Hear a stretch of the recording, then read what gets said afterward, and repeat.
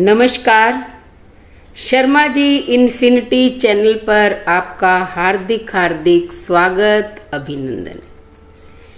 आज मैं आपको शनि देव जी की कथा सुनाने जा रही हूँ। आपको पता है कि 9 ग्रह हैं। 9 ग्रहों में शनि देव जी की दृष्टि जो है बहुत वक्री होती है, तीखी होती है। अगर वो किसी पर टेढ़ी दृष्टि डाल दे तो वो कंगाल हो जाता है, और जब वो प्रसन्न हो जाते हैं तो व्यक्ति माला माल हो जाता है। इसलिए आज शनिवार है और शनि देव जी की आराधना करने के लिए हमें शनिवार की कथा अवश्य सुननी चाहिए। आज मैं कथा सुना रही हूँ, कहानी नहीं। कहानी फिर कभी सुनाऊंगी। शनि देव जी की कथा सुनने से ही व्यक्ति प्रसन्न रहता है। शनि देव जी से जो मांगते हैं वो सब इच्छाएं हमारी पूरी हो जाती हैं। जिस पर शनि देव की कृपा हो, संसार में उसको कोई कष्ट हो ही नहीं सकता, क्योंकि ये ग्रहों में सर्वश्रेष्ठ माने गए हैं। तो आइए हम कथा सुनते हैं। लेकिन कथा से पहले मैं आपको बता दूं, अगर हमारी कहानियां आपको पसंद आती हैं तो आप चैनल को सब्सक्राइब करके रखें, लाइक करें, शेयर करें, कमेंट करें और बेल आइकन का बटन दबाना ना भूलें, क्योंकि अगली कहानी या कथा का नोटिफिकेशन सबसे पहले आपको ही मिलेगा। तो एक बार क्या है, 9 ग्रह आपस में लड़ने लग गए। वो कहता मैं बड़ा हूं, वो कहता मैं बड़ा हूं। जब 9 के 9 ग्रह लड़ने लगे तो उन्होंने सोचा कि हम आपस में क्यों लड़ रहे हैं। आपस में तो हमारा जो है झगड़ा खत्म हो नहीं सकता, कोई बता नहीं सकता कौन बड़ा है, क्योंकि हम सब अपने आप को बड़ा मानते हैं। चलो इंद्र के पास चलते हैं। इंद्र जो है देवताओं के राजा हैं, वो ही बताएंगे कौन बड़ा है। वो इंद्र की सभा में जाते हैं तो इंद्र तो बेचारा वैसे ही घबरा जाता है, क्योंकि उसे तो इन ग्रहों की बार बार जरूरत पड़ती है। इसलिए वो कहता है कि देखो, मैं तुम्हें नहीं बता सकता कौन बड़ा है कौन छोटा है, क्योंकि मेरे लिए तो तुम सब समान हो। ऐसा करो, धरती लोक पर आजकल विक्रमादित्य का राज्य चल रहा है। ये विक्रमादित्य बहुत ही महान प्रतापी राजा हैं। इन्हीं के नाम से हमारा विक्रमी संवत प्रारंभ होता है। तो कहते हैं, इंद्र ने कहा कि आप सब वहीं जाओ, वही बताएंगे। तो सारे ग्रह जो है 9 के 9 राजा के विक्रमादित्य के दरबार में आकर उपस्थित हुए और कहा कि हे राजन, हम आपसे कुछ कहना चाहते हैं।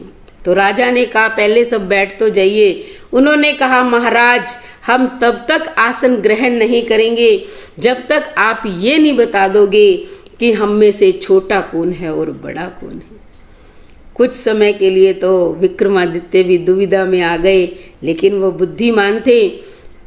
उनके दरबार के अंदर छोटे बड़े जैसे भी हैं, जैसे सोना चांदी तांबा लोहा, ऐसे क्रम से उन्होंने आसन लगा दिए।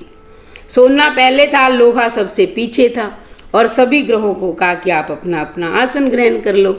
तो लोहा सबसे पीछे था और वो शनि देव जी का आसन था। इसलिए शनि देव नाराज हो गए। उन्होंने कहा, हे राजा, तूने मुझे सबसे छोटा बता दिया है, अब देखना तुम्हारा मैं कैसा हाल करता हूं। विक्रमादित्य तो हाथ जोड़े खड़े रहे। सभी ग्रह प्रसन्न हैं, लेकिन शनि देव नाराज है। इस तरह सभी ग्रह अपने अपने स्थान पर चले गए। अब क्या हुआ कि कुछ दिनों के पश्चात शनि देव एक घोड़ों का व्यापारी यानी कि सौदागर बनकर उनके नगर में आता है। लोग सूचना देते हैं राजा को कि एक व्यापारी आया हुआ है, घोड़े बेच रहा है, अगर आप लेना चाहो तो। राजा अपने सेवकों को भेजता है, सेवक जो है उसे बुलाकर लाते हैं। तो एक सुंदर सा घोड़ा जो है वो राजा खरीद लेता है। अगले दिन जब राजा उस घोड़े पर सवारी के लिए चढ़ता है तो वो घोड़ा तुरंत राजा को लेकर उड़ जाता है। क्योंकि घोड़ा कौन बने हुए हैं? भगवान शनि देव ग्रह जो हैं। तो वो उड़ जाता है और एक जंगल में पटक कर अंतर ध्यान हो जाता है। अब वो अदृश्य हो गया। राजा भटक रहे हैं, प्यास से व्याकुल हैं। इतने में उन्हें एक ग्वाला दिखाई देता है। ग्वाला जो है उन्हें पानी पिलाता है। राजा के हाथ में एक अंगूठी होती है, निकाल के ग्वाले को दे देती है। कहते हैं कि तुम ये रख लो और मुझे नगर का मार्ग बता दो।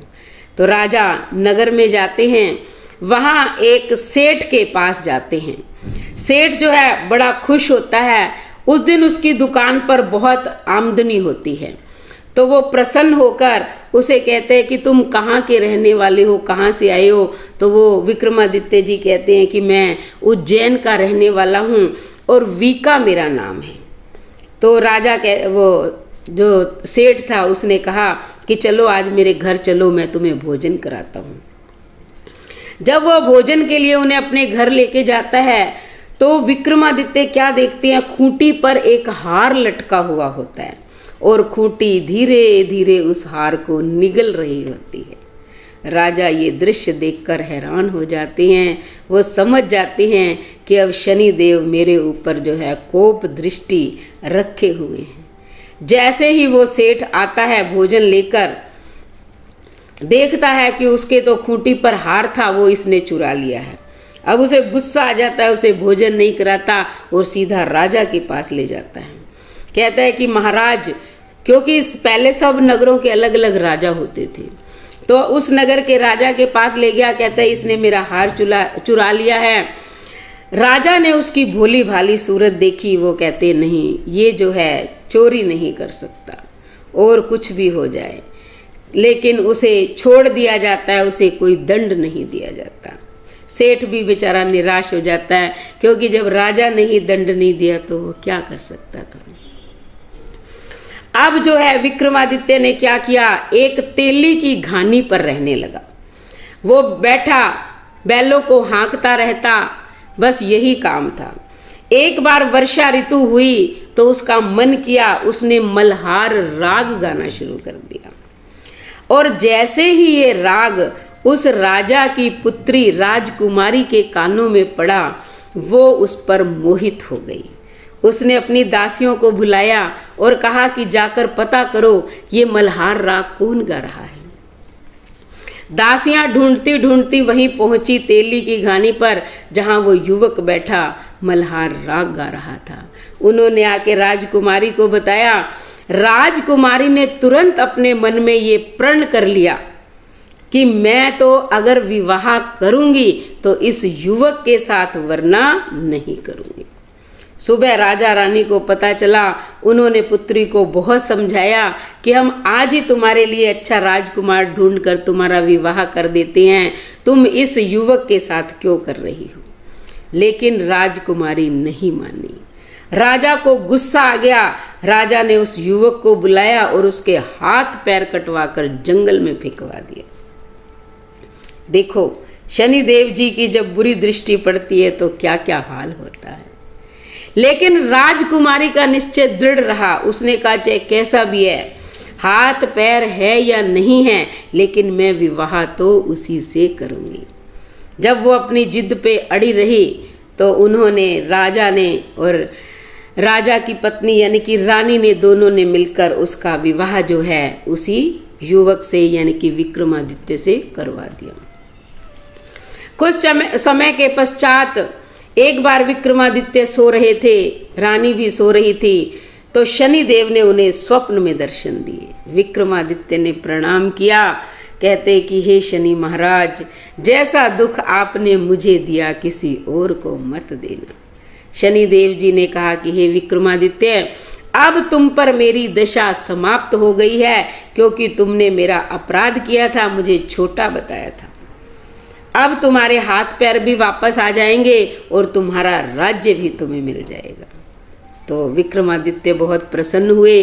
उनके दोनों हाथ पैर वापस आ गए। सुबह जब राजकुमारी की आंख खुली, देखकर वो आश्चर्यचकित रह गई। और जब राजा ने अपना वास्तविक परिचय दिया तो वो बहुत हैरान हो गई। अब नगर में ये बात सुबह होते ही अग्नि की तरह फैल गई। जब राजा और उस सेठ को पता चला, वो भी दौड़े दौड़े आए, पैरों में गिरकर क्षमा मांगने लगे। कहते हमें माफ कर दो। विक्रमादित्य ने कहा तुम्हारा इसमें कोई दोष नहीं, मुझ पर शनि की दशा थी इसलिए ये कार्य चल रहा था, आप निश्चिंत हो जाओ। लेकिन सेठ ने कहा नहीं महाराज, जब तक आप मेरे घर आकर भोजन नहीं करोगे मेरे मन को शांति नहीं मिलेगी, क्योंकि उस दिन मैंने आपको भोजन नहीं करवाया था। राजा दयालु हृदय के थे, मान गए, सेठ के घर गए। जैसे ही वो भोजन करने लगे उन्होंने देखा जो खूंटी उस दिन हार निगल गई थी, आज उसने वही हार वापस उगल दिया था। ये विधाता के खेल होते हैं। सेठ भी बहुत प्रसन्न हुआ। सेठ ने कहा कि हे राजा, मेरी एक विनती है, मेरी लड़की है, आप उससे विवाह कर लीजिए। राजा सेठ ने भी बहुत धूमधाम से अपनी पुत्री का विवाह राजा से कर दिया। कुछ दिनों बाद राजा उस राजकुमारी और सेठ की लड़की को साथ में लेकर अपने नगर की ओर रवाना हुए। जैसे ही वो अपने नगर की तरफ गए, लोग बड़े प्रसन्न हुए, उनका स्वागत कर रहे हैं, सत्कार कर रहे हैं। नगर में आने के बाद उन्होंने कहा कि पूरी नगरी में ये ढिंढोरा पिटवा दो कि सभी ग्रहों में शनि देव सबसे बड़े हैं। आज से शनिवार के दिन सभी उनकी पूजा करेंगे, कथा सुनेंगे और व्रत करेंगे। अगर कोई व्रत नहीं कर सकता तो मात्र इस कथा को सुनने से भी शनिदेव प्रसन्न हो जाते हैं। जय शनिदेव।